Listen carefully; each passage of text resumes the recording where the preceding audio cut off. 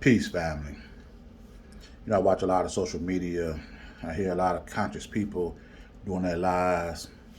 Unfortunately, I don't have enough followers to do a live on TikTok, but I'm working on it. But the thing that bothers me is the fact that I hear a lot of people calling in and voicing their concerns, their fears about,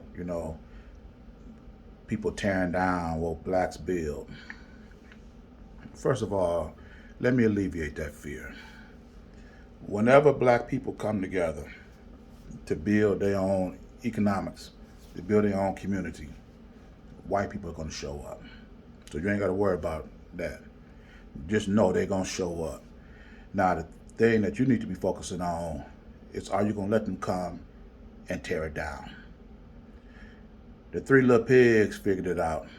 When the first pig built his home out of straw, the wolf came and tore it down. The second little pig built his house out of stick, the wolf came and tore it down. But that third pig built his house out of brick. And not only was it able to keep the wolf at bay, but he was also able to house his other two brothers, and they lived their lives. We didn't seen our wolf come and tear down our communities. We got to get like the little pig, the third little pig, and build our community and defend it so we can house our people and live our lives. I hear too many times of people saying, well, what about this group? What about the gays? What about the Jesus Christ and blah, blah, blah. You know what? God has not come to rescue us now. And I don't think he's coming in my lifetime. So we may have to build this community without Jesus Christ. This religion has not done anything for our people. I don't know why we holding on to it so tight anyway. And the LGBTQ, you can forget that too, because they don't do anything but assimilate other people's children. I don't even know why you want to bring them with you in the first place. All they're going to try to do is adopt and suck in as many of your kids as they can. We need to come together with what we got. You're not going to get everybody on board. You have to leave some people behind, but that don't mean we forget about them.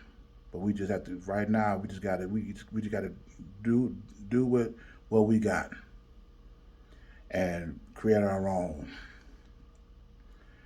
Right now, we have institutions that are governed over each aspect of our lives.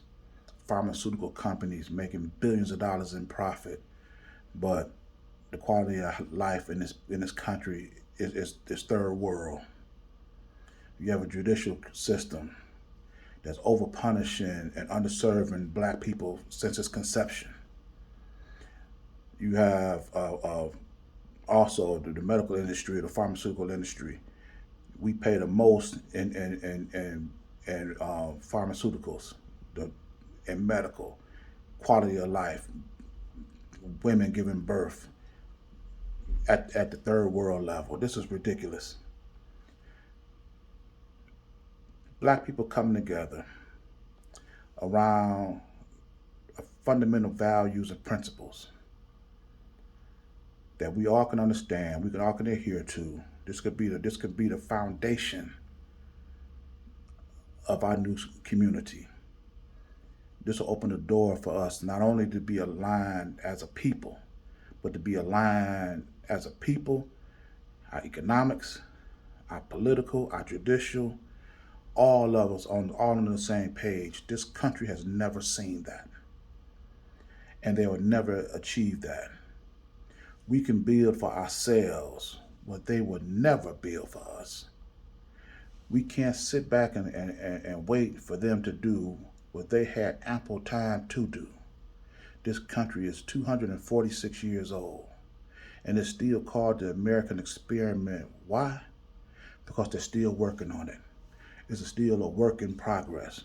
They're still in the trial and error phase. They haven't reached not one point where they could say they got it and and everything else take off from there. So we can't let the fact that, well, how long will it take to build this community? Or what's your plan? And then You can give them a plan from A to Y. But what about Z? Well, I ain't got the Z yet. Well, see, your plan ain't complete. This country ain't complete, but yet you still attached to that.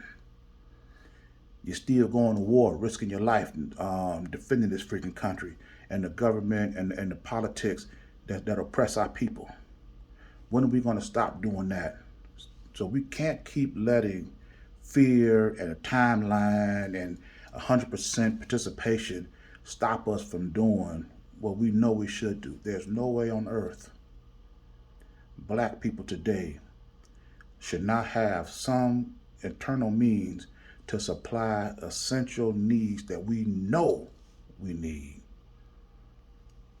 And those things center around our medical, our food, our education, our finance, our politics. No group of people should be making anything legal or illegal for us to do. We need to do that ourselves. No group of people outside of us need to be having any say on how we educate our children. No group of people outside of us should be decided on how we birth our children into this world, the quality of food that we eat, in charge of our economics, in charge of our businesses and industries. These all must be internally enforced. If your awakening, if your black awakening does not include black ownership and control, brother, you still sleep. And if your black awakening doesn't show you, or if you don't see with your own eyes that this country is not going to do for you what you can do for you, and you fearful that if you do for you, they'll come and tear it down, what does that leave you?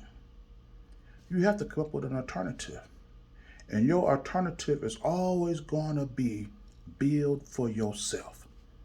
Because you cannot let the people that already have your way of life in the palm of their hand keep it.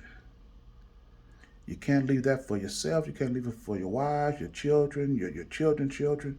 You can't do it. We got to build for ourselves, because if we don't build for ourselves, we're going to always be a slave to those who do. I'm going to leave this video here. And if you like this message, please hit that like button, leave a comment.